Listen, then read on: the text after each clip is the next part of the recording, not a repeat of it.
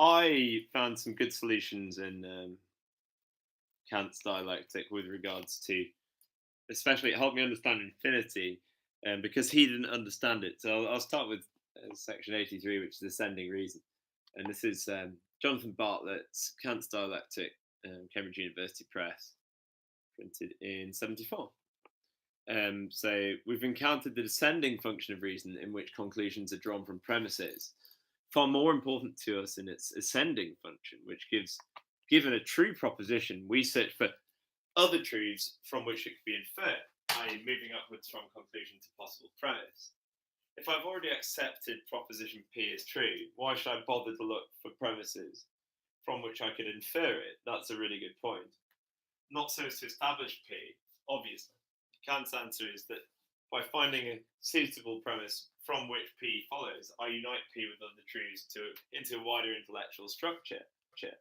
And if the conclusion is set as a problem, to see whether it does follow from the judgments already given, I look in understanding for the assertion of this conclusion to discover whether it is not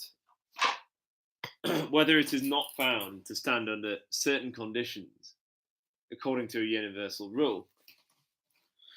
If I find such condition, then the conclusion is deduced from the rule, which is also valid for other objects of knowledge. For example, in this we see that inference reason endeavours to reduce the varied and manifold knowledge obtained through the understanding the smallest number of principles, universal conditions, and thereby to achieve it in the highest possible unity.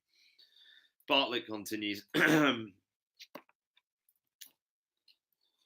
this activity of uniting and interlinking, there's a bit that's more interesting than this for me. Here we go.